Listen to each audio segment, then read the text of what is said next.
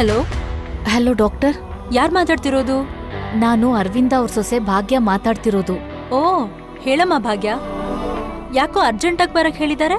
ಹೌದು ಡಾಕ್ಟರ್, ನನ್ಗೆ pregnancy test ಮಾಡೋಕೆ ನಿಮ್ಮನ್ ಕರ್ಸ್ತಿರೋದು. ಒಳ್ಳೇದಮ್ಮ, ನಾನ್ ಬರ್ತಾ ಇದ್ದೀನಿ. ಡಾಕ್ಟರ್, ನೀವ್ ನನ್ಗೊಂದ್ ಸಹಾಯ ಮಾಡ್ತೀರಾ? ಏನಮ್ಮ? ನಿಜವಾಗ್ಲೂ ನಾನ್ ಪ್ರೆಗ್ನೆಂಟ್ ಅಲ್ಲ, ಆದ್ರೆ ಹೌದು ಅಂತ ನೀವ್ ಸುಳ್ಳು ಹೇಳ್ಬೇಕು. ಏನಮ್ಮ, ಇದೊಂದ್ ತಮಾಷೆ ಮಾಡೋ ವಿಷಯ ಅನ್ಕೊಂಡಿದ್ಯಾ? ಅಷ್ಟು ಸುಲಭವಾಗಿ ಸುಳ್ಳು ಹೇಳೋದು ತುಂಬಾನೇ ಕಷ್ಟ. ನನ್ ವೃತ್ತಿಗೆ ನಾನು ಅನ್ಯಾಯ ಮಾಡೋಕ್ಕಾಗಲ್ಲ. ಅದಲ್ದೆ ನಾನು ಆ ಫ್ಯಾಮಿಲಿ ಡಾಕ್ಟರ್ ಕೂಡ. ನಾನೀಗ ಸುಳ್ಳು ಹೇಳಿದ್ರೆ ನಾಳೆ ಅವರಿಗೆ ನನ್ ಮೇಲೆ ಗೌರವ ಇರುತ್ತೆ ಅಂತೀಯಾ? ನೀವ್ ಹೇಳೋದು ನಿಜಾನೇ ಡಾಕ್ಟರ್, ಆದ್ರೆ ಒಂದ್ಸಲ ನಾನ್ ಹೇಳೋದನ್ ಕೂಡ ಕೇಳಿ. ನಾನು ಮಿತ್ರ ಅವ್ರ ಜೊತೆ ಅವ್ರ ಹೆಂಡತಿಯಾಗಿ ಮನೇಲಿರೋದಕ್ಕೆ ನನಗ್ ಬೇರೆ ದಾರಿ ಸಿಗ್ಲಿಲ್ಲ. ಮಿತ್ರ ಅವ್ರ ಜೊತೆಗೇ ಇರ್ಬೇಕು ಅಂತ ಡಿವೋರ್ಸ್ ಸಿಗೋ ಸಮಯಕ್ಕೆ ನಾನು ಪ್ರೆಗ್ನೆಂಟ್ ಅಂತ ಕೋರ್ಟಲ್ಲಿ ಸುಳ್ಳು ಹೇಳ್ದೆ. ನಾನು ಮಿತ್ರ ಅವ್ರ ಜೊತೆ ಇರ್ದೇ ಇದ್ರೆ ಮಿತ್ರ ಅವ್ರ ಜಾತಕದ ಪ್ರಕಾರ ಅವ್ರ ಪ್ರಾಣಕ್ಕೆ ದೊಡ್ಡ ಅಪಾಯ ಆಗ್ಬೋದು. ಅವ್ರ ಜೀವಂತವಾಗಿರ್ಬೇಕು ಅಂದ್ರೆ ನಾನು ಅವ್ರ ಪಕ್ಕದಲ್ಲೇ ಇರ್ಬೇಕು. ಅವ್ರ ಪಕ್ಕದಲ್ಲಿರ್ಬೇಕು ಅಂದ್ರೆ ನಮ್ಮ ಮಧ್ಯೆ ಡಿವೋರ್ಸ್ ಆಗ್ಬಾರ್ದು.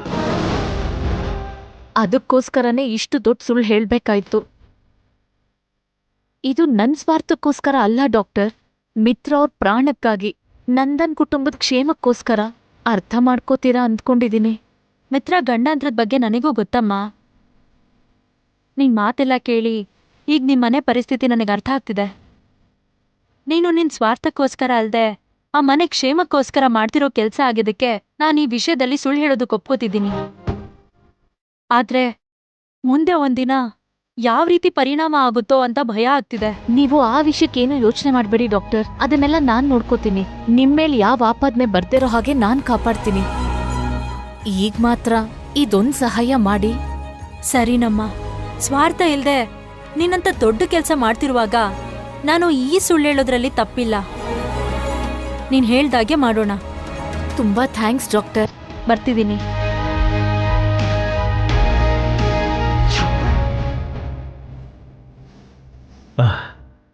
ಅಮ್ಮ ಭಾಗ್ಯ, ಏನ್ ಮಾಡ್ತಿದೀಯಾ? ಏನಿಲ್ಲ ಮಾವ. ನಮ್ಮೆಲ್ರಿಗೂ ತುಂಬಾ ಸಂತೋಷ ಆಗ್ತಿದ್ಯಮ್ಮ.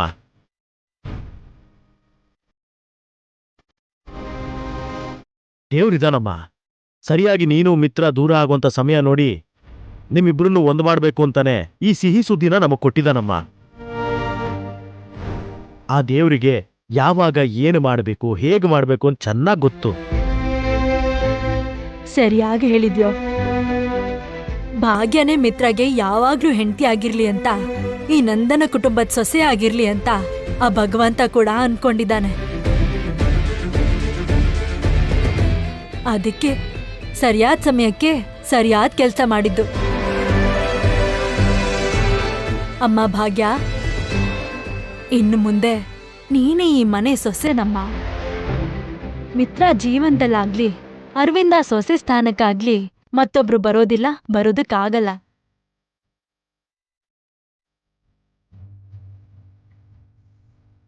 ಅತ್ಗೆ, ನಿಮ್ಗೂ ಅಣ್ಣಂಗೂ ಎಲ್ಲಿ ಡಿವೋರ್ಸ್ ಆಗುತ್ತೋ, ನೀವು ನಮ್ಮನ್ನೆಲ್ಲ ಎಲ್ಲಿ ಬಿಟ್ಟು ಹೋಗ್ಬಿಡ್ತಿರೋ ಅಂತ ತುಂಬಾ ಭಯ ಆಗಿತ್ತು. ಆದ್ರೀಗ ನಿಮ್ಗೆ ಡೈವೋರ್ಸ್ ಆಗ್ತಾ ಇಲ್ಲ, ಹಾಗೆ ಈ ಮನೆಗೆ ಪುಟ್ಟ ಮಗು ಬರ್ತಾ ಇದೆ. ನಮ್ಮೆಲ್ರಿಗೂ ತುಂಬಾನೇ ಸಂತೋಷ ಆಗ್ತಿದೆ. ಬರೀ ಸಂತೋಷ ಅಂತ ಹೇಳ್ತಿದ್ಯಲ್ಲ ಅಣ್ಣ, ಸಂಭ್ರಮ ಅಂತ ಹೇಳು. ನಿಜವಾಗ್ಲೂ ಅತ್ಗೆ, ನೀವ್ ಹೊರಟೋದ್ರೆ ಈ ಮನೆಯಲ್ಲಿರೋ ಸಂತೋಷ ಎಲ್ಲ ಹೋಗ್ಬಿಡತ್ತೆ ಅಂತ ಭಯ ಆಗೋಗಿತ್ತು. ನೀವಿನ್ ಮುಂದೆ ಈ ಮನೇಲಿ ಇರಲ್ಲ ಅನ್ನೋದು ಊಹಿಸ್ಕೊಂಡ್ರೇನೆ ಸಂಕಟ ಆಗ್ತಾ ಇತ್ತು. ಆದ್ರೆ ಇವಾಗ ನೀವು ಹೋಗೋ ಅವಶ್ಯಕತೆನೇ ಇಲ್ಲ. ಇನ್ ಮುಂದೆ ನಮ್ ಜೊತೆನೇ ಇರ್ತೀರಾ.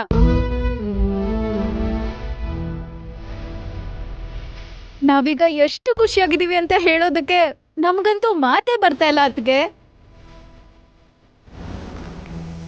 ಯಾಕಮ್ಮ, ಏನು ಮಾತಾಡ್ತಾನೆ ಇಲ್ವಲ್ಲಮ್ಮ? ಏನಿಲ್ಲ ಮಾವ, ಸ್ವಲ್ಪ ಸುಸ್ತಾಗ್ತಿದೆ, ಅದಕ್ಕೆ. ಹೌದಾ? ಹಾ, ಸರಿ ಸರಿ. ಈ ಟೈಮಲ್ಲಿ ನೀನ್ ರೆಸ್ಟ್ ತಗೊಳ್ಳೋದು ತುಂಬಾ ಮುಖ್ಯ. ನೀನ್ ರೆಸ್ಟ್ ತಗೊಮ್ಮ. ಅಮ್ಮ ಜಾನು, ಜೊತೆಲೇ ಇದ್ದು ಎಲ್ಲ ನೋಡ್ಕೋಬೇಕು. ಆಗ್ಲೇ ಡಾಕ್ಟರ್ ಕೊಟ್ಟಿ ಟ್ಯಾಬ್ಲೆಟ್ಸ್ ಕೊಡಮ್ಮ, ಸರಿನಾ? ಸರಿ ಮಾವ. ಹಾ, ಬನ್ನಿ ನಾವೆಲ್ಲ ಹೊರಗಡೆ ಹೋಗೋಣ. ಬನ್ನಿ, ಭಾಗ್ಯ ಸ್ವಲ್ಪ ಹೊತ್ತು ರೆಸ್ಟ್ ಮಾಡೋದಕ್ ಬಿಡಿ. ಬನ್ನಿ ಬನ್ನಿ ಬನ್ನಿ.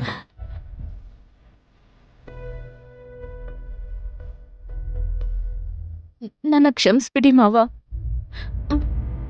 ಮಿತ್ರ ಅವ್ರ ಪ್ರಾಣನ್ ಕಾಪಾಡೋಕೆ ನಿಮ್ಮೆಲ್ಲರ ಭಾವನೆಗಳ ಜೊತೆ ಆಟಾಡ್ತಿದ್ದೀನಿ. ನಾನು ಗರ್ಭಿಣಿ ಅಂದ್ಕೊಂಡು ನೀವೆಲ್ಲ ಎಷ್ಟು ಸಂಭ್ರಮ ಪಡ್ತಿದ್ದೀರ. ನಾನು ಈ ಮನೆಗೆ ಮೊಮ್ಮಗನ್ನೋ ಮೊಮ್ಮಗಳನ್ನೋ ಕೊಡ್ತೀನಿ ಅಂತ ಖುಷಿ ಪಡ್ತಿದ್ದೀರ. ಆದ್ರೆ ಅದೆಲ್ಲ ಸುಳ್ಳು. ಅದು ಸುಳ್ಳು ಅಂತ ಹೇಳೋಕ್ಕಾಗ್ತಿಲ್ಲ. ನಿಜಾನ ನಿಮ್ಗೆ ಹೇಳೋಕ್ಕಾಗ್ತಿಲ್ಲ. ನಿಮ್ಗೆಲ್ಲ ಮೋಸ ಮಾಡ್ತಿದ್ದೀನಿ ಅಂತ ಗೊತ್ತು. ಆದ್ರೆ ಮಿತ್ರ ಅವ್ರನ್ನ ಅಪಾಯದಿಂದ ಕಾಪಾಡೋಕ್ಕೋಸ್ಕರ ನನಗ್ ಬೇರೆ ದಾರಿ ಇಲ್ಲ. ನನ್ನ ಕ್ಷಮಿಸ್ಬಿಡಿ.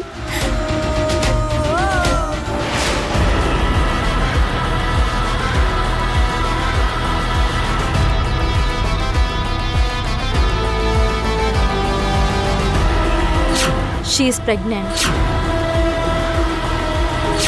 ನಿನ್ನೆ ಪ್ರೀತಿಸಿ ನೀನೇ ಲೋಕ ಅಂದ್ಕೊಂಡು ನಿಂಗೋಸ್ಕರ ಇಷ್ಟು ದಿನದ ಕಾಯ್ತಿರೋ ನನಗೆ ಇಂಥ ದ್ರೋಹ ಮಾಡ್ತೀಯ.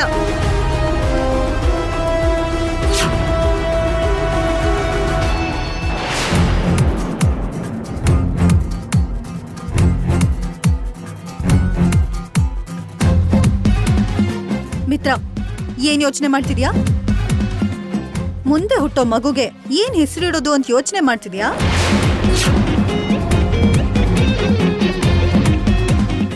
ಇಲ್ಲ, ಆ ಮಗುನ ಯಾವ ಸ್ಕೂಲಿಗೆ ಸೇರ್ಸೋದು, ಅದಾದ್ಮೇಲೆ ಯಾವ ಕಾಲೇಜಲ್ಲಿ ಓದ್ಸೋದು ಅಂತ ಯೋಚನೆ ಮಾಡ್ತಿದ್ಯಾ?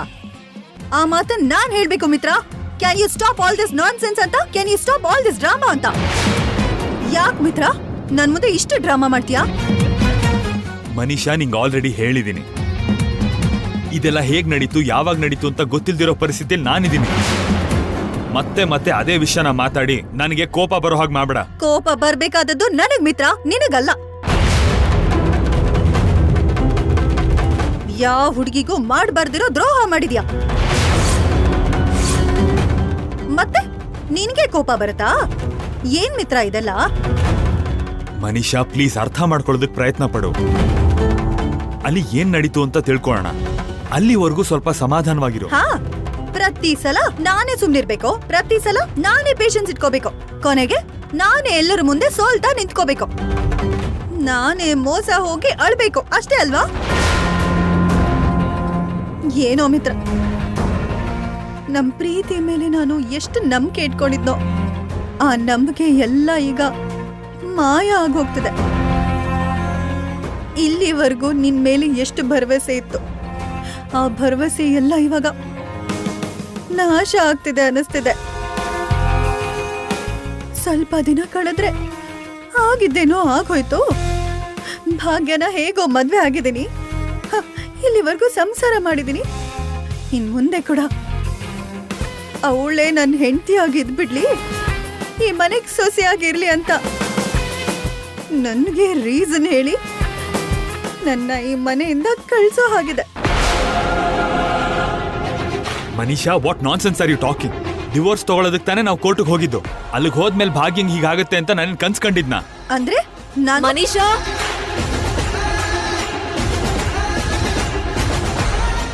ನೋಡಿ ಆಂಟಿ, ಮಿತ್ರ ಎಷ್ಟು ಬದಲಾಗಿದ್ದಾನೆ ನೋಡಿ. ನನಗೆ ಬೈತಿದ್ದಾನೆ, ಆ ಭಾಗ್ಯನ ವಹಿಸ್ಕೊಂಡ್ ಬರ್ತಾನೆ. ಚಿಕ್ಕಮ್ಮ, ನೀವಾದ್ರೂ ಮನುಷ್ಯಂಗೆ ಅರ್ಥ ಆಗೋ ಹಾಗೆ ಹೇಳಿ. ಇವಳು ನೋಡಿದ್ರೆ ನಾನು ಅವಳಿಗೆ ಮೋಸ ಮಾಡಿರೋ ಹಾಗೆ ಬಾಯಿಗೆ ಬಂದಂಗೆ ಮಾತಾಡ್ತಿದ್ದಾಳೆ. ಮಿತ್ರ ಅಂದ್ರೆ ಏನು ಅಂತ ಸ್ವಲ್ಪ ಅರ್ಥ ಆಗೋ ಹಾಗೆ ಹೇಳಿ.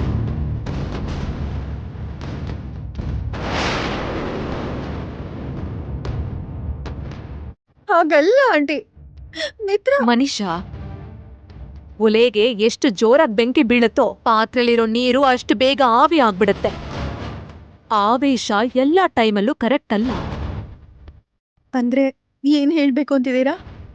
ಮಿತ್ರ ಮೊದ್ಲೇ ಕನ್ಫ್ಯೂಷನ್ ಆಗಿದ್ದಾನೆ, ಒಂದು ಫ್ರಸ್ಟ್ರೇಷನ್ ಅಲ್ಲಿದ್ದಾನೆ. ಆ ಫ್ರಸ್ಟ್ರೇಷನ್ಗೆ ನಿನ್ನ ಆವೇಶ ಅನ್ನೋ ಕಿಡಿ ಹಚ್ಚಿದ್ರೆ ಅವನ್ಗಾಗಿರೋ ಫ್ರಸ್ಟ್ರೇಷನ್ ಡಬಲ್ ಆಗತ್ತೆ. ಇನ್ನು ಹೇಳ್ಬೇಕು ಅಂದ್ರೆ ಟ್ರಿಪಲ್ ಆಗತ್ತೆ. ಅದು ನಿಮ್ಮಿಬ್ಬರ ಭವಿಷ್ಯಕ್ಕೂ ಒಳ್ಳೇದಲ್ಲ. ನೀನ್ ಎಷ್ಟು ಆವೇಶ ಪಟ್ರು ನಿಮ್ಮಿಬ್ಬರ ಮಧ್ಯೆ ಇರೋ ರಿಲೇಶನ್ ತುಂಬಾ ಬೇಗ ಹಾಳಾಗತ್ತೆ. ನೀನೀಗ ಆವೇಶದಿಂದ ಸಾಧಿಸೋಕ್ ನೋಡ್ಬಾರ್ದು, ಸಮಾಧಾನದಿಂದ ಸಾಧಿಸ್ಬೇಕು. ಭಾಗ್ಯ ಹೇಳಿರೋ ಮಾತಿನ ಪ್ರಕಾರ ಅಲ್ದೆ ಮಿತ್ರ ಮನಸ್ಥಿತಿ ಬಗ್ಗೆ ಕೂಡ ನೀನು ಯೋಚನೆ ಮಾಡ್ಬೇಕು. ನೀವ್ ಹೇಳ್ತಿದ್ರೆ ನನಗ್ ನಿಧಾನ ಅರ್ಥ ಆಗ್ತದೆ. ಭಾಗ್ಯ ಪ್ರೆಗ್ನೆಂಟ್ ಆಗಿದ್ದೀನಿ ಅಂದ್ರು, ಡಾಕ್ಟರ್ ಆ ಪ್ರೆಗ್ನೆನ್ಸಿನ ಕನ್ಫರ್ಮ್ ಮಾಡಿದ್ರು. ನನಗ್ ಎಲ್ಲೋ ಏನೋ ಅನುಮಾನ ಬರ್ತಿದೆ.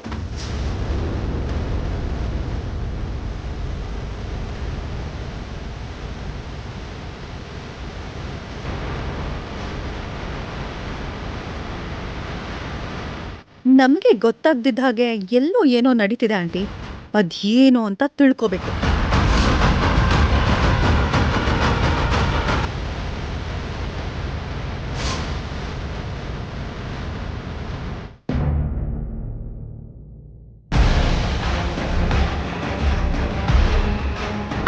ಅಕ್ಕ, ಏನಕ್ಕ ಇದು? ಇಂಥ ಕೆಲ್ಸ ಎಲ್ಲ ನೀನ್ ಯಾಕೆ ಮಾಡ್ತಿದ್ಯಾ? ಈ ಟೈಮಲ್ಲಿ ನೀನು ಎಷ್ಟು ಹುಷಾರಾಗಿರ್ಬೇಕು. ನಿನ್ ಬಗ್ಗೆ ನೀನ್ ಎಷ್ಟು ಕೇರ್ ತಗೋಬೇಕು. ಈಗೇನಾಯ್ತು ಜಾನು? ಪ್ರೆಗ್ನೆಂಟ್ ಆಗಿರ್ಬೇಕಾದ್ರೆ ಈ ತರ ಕೆಲ್ಸ ಎಲ್ಲ ಮಾಡಬಾರ್ದು.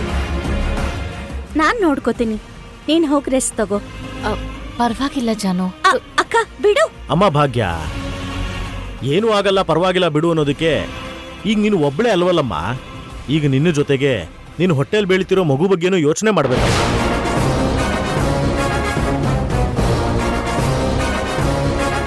ಆ ಪುಟ್ಟ ಮಗುಗೆ ತೊಂದರೆ ಆಗ್ದಿರೋ ತರ ನೀನೇ ನೋಡ್ಕೋಬೇಕು. ಆ ಮಗುನ ಎಷ್ಟು ಚೆನ್ನಾಗಿ ನೋಡ್ಕೊಂಡ್ರೆ ಅಷ್ಟು ಆರೋಗ್ಯವಾಗಿರುತ್ತೆ. ಅರ್ಥ ಆಯ್ತಾ? ಅದ್ಕೆ ನಾನು ಮತ್ತೆ ದೊಡ್ಡಪ್ಪ ಬರೋವಾಗ ಈ ಫ್ರೂಟ್ಸ್ ಮತ್ತೆ ಡ್ರೈ ಫ್ರೂಟ್ಸ್ ತಗೊಂಡ್ ಬಂದಿದ್ದೀವಿ. ಈ ಟೈಮಲ್ಲಿ ನೀವು ಹೆಚ್ಚು ಹಣ್ಣು ತಿಂದ್ರೆ ಹಣ್ಣಿನ ಹಾಗಿರೋ ಮಗು ಹುಟ್ಟುತ್ತಂತೆ. ಈ ಡ್ರೈ ಫ್ರೂಟ್ಸ್ ಕೂಡ ನಿಮ್ ಹೆಲ್ತ್ಗೆ ತುಂಬಾನೇ ಹೆಲ್ಪ್ ಮಾಡುತ್ತೆ. ಸೊ ನಾವು ಆಗಾಗ ತರ್ತಾನೆ ಇರ್ತೀವಿ, ನೀವು ಮಿಸ್ ಮಾಡದೆ ತಿನ್ಬೇಕು. ಅರ್ಥ ಆಯ್ತಾ?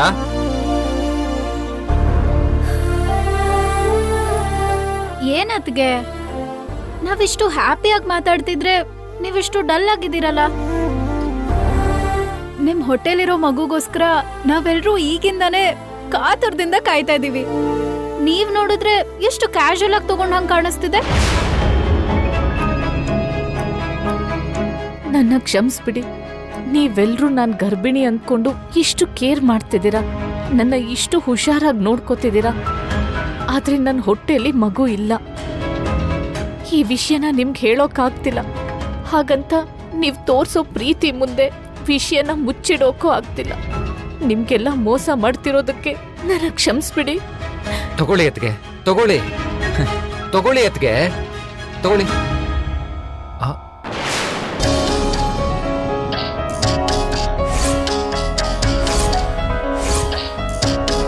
ಭಾರ ಎತ್ತಬಾರ್ದು ಅಂತ ಹೇಳ್ತಾನೆ ಭಾರ ಇರೋ ಬ್ಯಾಗ್ನ ಅವಳು ಕೈ ಕೊಡ್ತಿದ್ಯಲ್ಲೋ. ಈ ಟೈಮಲ್ಲಿ ಅವಳು ತುಂಬಾ ಹುಷಾರಾಗಿರ್ಬೇಕು. ನಿಜ ಹೇಳ್ಬೇಕಂದ್ರೆ ಜೊತೆ ಇರೋ ನಾವು ಅವಳನ್ನ ಚೆನ್ನಾಗಿ ನೋಡ್ಕೋಬೇಕು. ಅದನ್ನ ಬೇರೆ ಸ್ಪೆಷಲ್ ಆಗಿ ಹೇಳ್ಬೇಕಾ? ಸಾರಿ ಅಣ್ಣ, ನಂಗೂ ಕೂಡ ಈ ವಿಷಯದಲ್ಲಿ ಅನುಭವ ಇಲ್ವಲ್ಲ. ಬೇರೆಯವ್ರಿಗೆಲ್ಲ ನಾನೇ ಪಾಠ ಹೇಳ್ತೀನಿ. ನಾನ್ ಮಾಡ್ಬೇಕಾದ್ರೆ ಹೀಗೆ ಈ ತರ ಸ್ಟುಪಿಡ್ ಕೆಲಸ ಮಾಡ್ತೀನಿ. I know you are stupid. Bhagya, ಬಾ ಕೂತ್ಕೋ.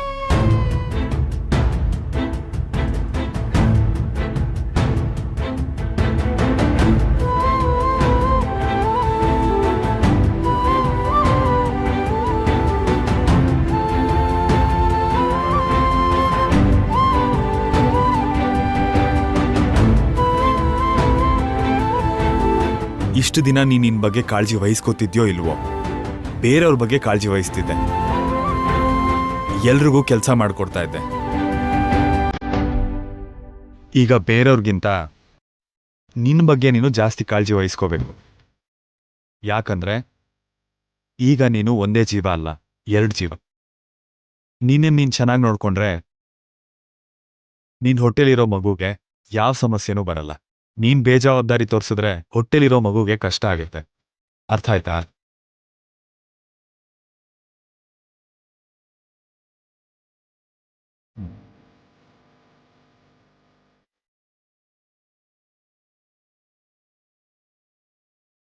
ನಿನಗೆ ಹೇಳಿದ್ದು ಭಾಗ್ಯ, ತಿನ್ನು.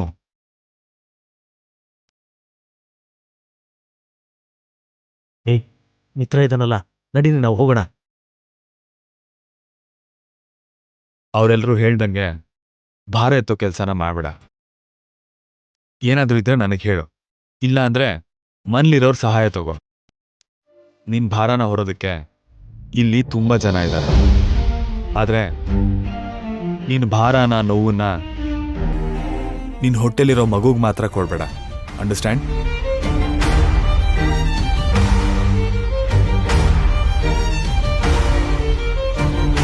ನನ್ನ ಕ್ಷಮಿಸ್ಬಿಡಿ ಮಿತ್ರ ಅವ್ರೆ, ನಿಮ್ ಹತ್ರ ಹೀಗ್ ಸುಳ್ಳು ಹೇಳಿದ್ದಕ್ಕೆ.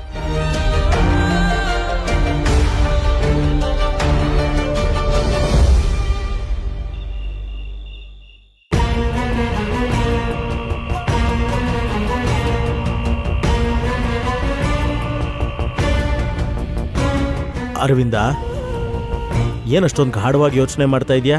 ಮಿತ್ರನ್ ಭವಿಷ್ಯದ ಬಗ್ಗೆ, ಈ ಕುಟುಂಬದ ಪರಿಸ್ಥಿತಿ ಬಗ್ಗೆ. ಮಿತ್ರನ ಭವಿಷ್ಯಕ್ಕೇನಾಗಿದೆ ಅರವಿಂದ? ಹುಟ್ಟೋ ಮಗು ನೋಡ್ಕೊಂಡು ಸಂತೋಷವಾಗಿದ್ದಾನೆ. ಇನ್ನು ಈ ಮನೆ ಪರಿಸ್ಥಿತಿ ಬಗ್ಗೆ ಹೇಳಿದ್ರೆ, ಬರುವಂತ ವಾರಸ್ದಾರನಿಗೆ ಕಾಯ್ತಾ ಒಂದು ಹಬ್ಬ ಮಾಡೋಂಥ ವಾತಾವರಣ ಎಲ್ಲರಲ್ಲೂ ಮನೆ ಮಾಡಿದೆ. ಸಂತೋಷವಾಗಿರ್ಬೇಕಾಗಿರೋ ಸಮಯದಲ್ಲಿ ಏನೋ ಸಮಸ್ಯೆ ತಲೆ ಮೇಲೆ ಬಿದ್ದಿರೋ ತರ ಅಷ್ಟೊಂದು ಯೋಚನೆ ಮಾಡ್ತಿದ್ದಿಲ್ಲ ಅರವಿಂದ. ಎಲ್ಲ ಗೊತ್ತಿತ್ತು ಕೂಡ ಏನು ಗೊತ್ತಿಲ್ದಿರೋ ಹಾಗೆ ಮಾತಾಡ್ತಿದ್ದೀರಲ್ಲ. ನಿಮ್ಮನ್ ಬುದ್ಧಿವಂತರು ಅನ್ಬೇಕು ಅಥವಾ ನನಗ್ ಬುದ್ಧಿ ಇಲ್ಲ ಅಂತ ನೀವ್ ಅನ್ಕೊಂಡಿದ್ದೀರೋ ಅಂತ ನನಗ್ ಅರ್ಥ ಆಗ್ತಾ ಇಲ್ಲ. ಸರಿ, ಈಗೇನಂತ್ಯಾ? ಭಾಗ್ಯನ್ಗೂ ಮಿತ್ರನ್ಗೂ ವಿಚ್ಛೇದನ ಸಿಕ್ಕಿದ್ರೆ ಆಮೇಲೆ ಭಾಗ್ಯನ್ಗೂ ನಮ್ಗೂ ಶಾಶ್ವತವಾಗಿ ಸಂಬಂಧ ಮುರಿದೋಗತ್ತೆ ಅಂತ, ಮಿತ್ರನ್ಗೆ ಎದುರಾಗುವಂತ ಪ್ರಮಾದಗಳಿಂದ ಅವನಿಗೆ ಮುಕ್ತಿ ಸಿಗತ್ತೆ ಅಂತ ತುಂಬಾ ಖುಷಿ ಪಟ್ಟಿದ್ದೆ ನಾನು. ಆದ್ರೆ ಇವಾಗ ಮಿತ್ರ ಮತ್ತೆ ಭಾಗ್ಯನ್ ನಡುವಿನ ಸಂಬಂಧ ಇನ್ನಷ್ಟು ಗಟ್ಟಿಯಾಗಿ ಹೋಗಿದೆ. ಎಷ್ಟು ದೂರ ಮಾಡೋಣ ಅಂತ ಅನ್ಕೊಂಡ್ರು ಅವರಿಬ್ರು ನಡುವೆ ಇರುವಂತ ಸಂಬಂಧ ಹತ್ರ ಆಗ್ತಾನೆ ಬರ್ತಿದೆ. ಆದ್ರಿಂದ ನನ್ಗೆ ನಿದ್ದೆ ಬರ್ದೇ ಇರೋ ತರ ಆಗೋಗಿದೆ. ನೀನ್ ಅನ್ಕೊಂತಿರೋದೆಲ್ಲ ಬರೀ ಭ್ರಮೆ ಅಂತ ಈಗಾಗ್ಲೇ ಸುಮಾರು ಸರಿ ಹೇಳಿದೀನಿ. ಆದ್ರೂ ನೀನ್ ನನ್ನ ಮಾತು ಕೇಳ್ತಿಲ್ಲ. ದಯವಿಟ್ಟು ನನ್ನ ಮಾತನ್ನ ಕೇಳು ಅರವಿಂದ. ನಿನ್ ಊಹೆಗಳನ್ನೆಲ್ಲ ಪಕ್ಕಕ್ಕಿಡು. ಮುಂದೆ ಬರೋ ವಾರಸ್ದಾರನ ಬಗ್ಗೆ ಯೋಚನೆ ಮಾಡು. ನೀನು ನಾನು ಅಜ್ಜ ಅಜ್ಜಿ ಆಗ್ತಾ ಇದ್ದೀವಿ. ಈಗ ಮನೆಯೆಲ್ಲ ಸಂಭ್ರಮದಿಂದ ಕೂಡಿರ್ಬೇಕು. ಆದ್ರೆ ನೀನು ಅಯ್ಯೋ ಅಂತ ಹೇಳಿ ನಡೀದಿರೋ ವಿಷಯದ ಬಗ್ಗೆ ಯೋಚನೆ ಮಾಡ್ತಿದ್ಯಾ? ಇಲ್ಲ ರೀ, ಈ ಮನೆಗ್ ಮೊಮ್ಮಗು ಬರುತ್ತೆ ಅನ್ನೋ ಸಂತೋಷಕ್ಕಿಂತ ನನ್ ಮಗನ್ಗೆ ಏನಾಗೋಗತ್ತೋ ಅನ್ನೋ ಭಯನೇ ನನಗ್ ಜಾಸ್ತಿ ಕಾಡ್ತಾ ಇದೆ. ಭಾಗ್ಯ ನನ್ ಕೈಯಲ್ಲಿ ನನ್ ಮೊಮ್ಮಗುನ ಕೊಡ್ತಾಳೆ ಅನ್ನೋ ಉತ್ಸಾಹಕ್ಕಿಂತ ನನ್ ಮಗ ಎಲ್ಲಿ ಬಲಿ ಆಗೋಗ್ತಾನೆ ಅಂತ ಈ ತಾಯಿ ಜೀವ ಸಂಕಟ ಪಡ್ತಾ ಇದೆ. ಅದು ನಿಮ್ಗೆ ಅರ್ಥನೇ ಆಗಲ್ಲ ಬಿಡಿ. ನಿನಗೆ ಹೇಗೆ ಹೇಳಲಿ ಅರವಿಂದ? ಕಣ್ಣು ಮುಂದೆ ಸಂತೋಷ ಕುಣಿದಾಡ್ತಾ ಇದ್ರೆ ಅದರಿಂದ ದೂರ ಆಗಿ ದುಃಖನೇ ಹುಡುಕ್ತಾ ಇದೀಯಾ. ನಿನ್ನ ಸುತ್ತ ಒಂದು ಹಬ್ಬದ ವಾತಾವರಣ ಆವರಿಸಿದ್ರೆ ಅದರಲ್ಲೂ ನೀನೊಂದು ಅಂಧಕಾರವನ್ನ ಸೃಷ್ಟಿ ಮಾಡ್ಕೋತಿದ್ಯಾ. ನೀವ್ ಏನ್ ಬೇಕಾದ್ರೂ ಹೇಳ್ಕೊಳ್ಳಿ, ಮಿತ್ರ ಭಾಗ್ಯ ಇಬ್ರು ಜೊತೆಗಿರೋದು ಅವರಿಬ್ರಿಗೂ ಕ್ಷೇಮ ಅಲ್ಲ. ಅವರಿಬ್ರು ಜೊತೆಗಿರೋದಕ್ಕೆ ನನ್ ಮನ್ಸು ಖಂಡಿತ ಒಪ್ಕೊಳ್ಳಲ್ಲ.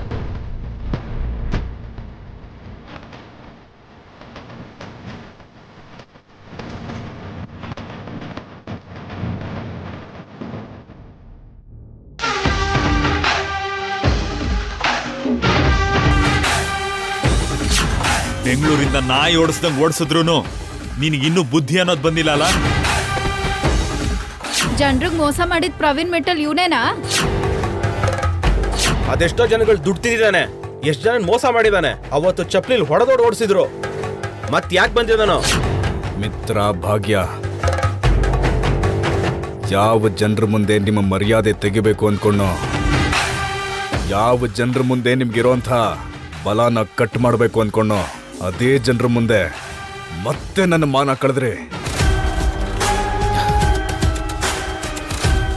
ನನ್ನ ಇತಿಹಾಸನ ಕೆದಕಿ